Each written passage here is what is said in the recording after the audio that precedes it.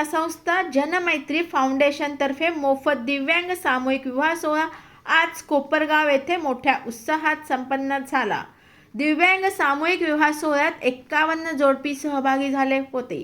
कोपरगाव गावदेवी मैदानात आयोजित करण्यात आलेल्या या विवाह सोहळ्यास आमदार राजेश मोरे, नगरसेवक दीपेश म्हात्रे, ठाणावाला नानजीबाई ठक्कर, नगरसेवक रमेश म्हात्रे, जनगणमन शाळेचे कोल्हे सर, उद्योजक प्रवीणभाई लाथाणी, प्रेसिडेंट रोटरी क्लब ठाण्याचे शंकर भगत यांनी सदिच्छा भेट दिली।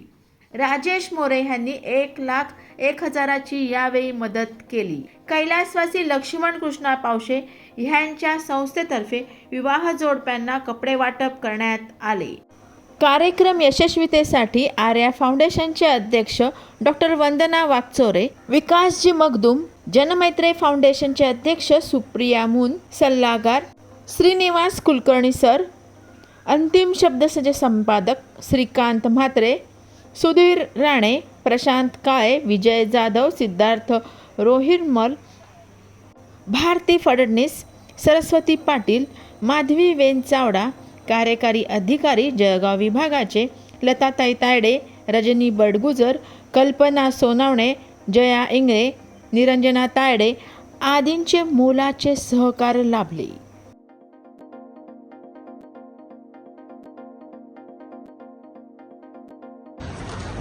डॉक्टर वंदना उमेंद्र वागचोरे आर्या फाउंडेशनची संचालिका आहे आणि आर्या फाउंडेशनचं महाराष्ट्रामध्ये कार्य चाललं आहे ते आर्या दिव्यांग फाउंडेशनच्या दिव्यांगांचा आज तुम्ही विवाह सोहळ्याचं कार्यक्रमाचं आयोजन केलेलं आहे, तर तुमच्या फाउंडेशनचे एकूण उद्दिष्ट काय आहेत आणि कशा पद्धतीने हा सोहळा एकूण पार पडतो?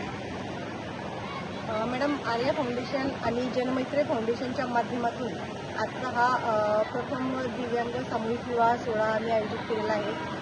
आर्या फाउंडेशन संपूर्ण महाराष्ट्रामध्ये 4 युनिट्समध्ये काम करते। त्यामध्ये प्रथम युनिट आमचं पॅरामेडिकल इन्स्टिट्यूट आहे, अध्ययन पॅरामेडिकल कॉलेज, नवजीवन हॉस्पिटल व व्यसनमुक्ती केंद्र, हिरकणी महिला मंच ही संपूर्ण टीम आहे। आमची मुंबईची हिरकणी टीम आणि भुसावळची हिरकणी टीम आणि आमचं चौथं आर्या फाउंडेशनचं चौथं युनिट जे आहे ते गुलमोहर दिव्यांग पुनर्वसन केंद्र आहे आणि त्या गुलमोहर दिव्यांग पुनर्वसन केंद्र आणि जनमैत्री फाउंडेशन यांच्या एकत्रित आणि संयुक्त विद्यमानं आजचा हा 51 जोडप्यांचा एक सामूहिक विवाहाचा कार्यक्रम आम्ही घेतलेला आहे। बरं, ह्या व्यतिरिक्त आर्या फाउंडेशनचे अजून कुठले उपक्रम राबवले जातात? आर्या फाउंडेशनचे नवजीवन हॉस्पिटल व व्यसनमुक्ती केंद्र हे आमचं प्रथम युनिट आहे आणि नवजीवन हॉस्पिटल व व्यसनमुक्ती केंद्राच्या माध्यमातून आजपर्यंत हजारो व्यसनी मित्रांना आम्ही व्यसनांच्या विळख्यातून बाहेर काढण्याचं काम केलेलं आहे आणि आज ते खूप एक चांगलं आणि आनंदी आयुष्य जगत आहे। बरं, ह्या सर्व कार्यक्रमासाठी कोणाकोणाचं सहकार्य आपल्याला लाभलं? सर्वप्रथम सांगायचं झालं तर जनमैत्री फाउंडेशन जी मुंबईमध्ये कार्यरत आहे आणि त्यांची ही एक खूप ॲक्टिव्ह टीम आहे आणि दुसरं म्हणजे जनमैत्री फाउंडेशनचे जे कार्यकारी मंडळ आहे त्यातले विकासजी मगदूम सर आहेत आणि बाकीचे जी म्हात्रे सर वगैरे असे अनेक कार्यकर्ते आहेत। ॲक्टिव्हली त्यांनी गेले 4 महिने आजचा कार्यक्रम यशस्वी होण्यासाठी ते अहोरात्र मेहनत करत आहे आणि त्याचं एक फलित तुम्ही पाहतच आहात की दिव्यांगांचा जो एक दिव्यांगांचा विवाह आणि दिव्यांगांचा रोजगार ही एक खूप मोठी सामाजिक समस्या आहे आणि त्या सामाजिक समस्येवर जनमैत्री फाउंडेशन आणि आर्या फाउंडेशननी तो एक दुवा पकडून आज त्यांच्या आयुष्यामध्ये आनंद फुलावा यासाठी हा एक कार्यक्रम। किती वर्ष झाले कार्यकर्ते? गेले 17 वर्ष आर्या फाउंडेशन महाराष्ट्रामध्ये कार्यरत आहे आणि यशस्वीरित्या 4 युनिटच्या माध्यमातून आर्या फाउंडेशनचं कार्य सुरू आहे आणि मुंबईमध्ये प्रथमच जनमैत्री फाउंडेशनच्या संयुक्त विद्यमाने पुढचं महाराष्ट्रभर आमचं कार्य सुरू आहे। बरं, जनमैत्री फाउंडेशनचा आपण एकूण काय सांगाल आणि आजचा कार्यक्रम आपण कशा पद्धतीने आयोजित केला? एकूण किती जणांनी याचा लाभ घेतला आहे?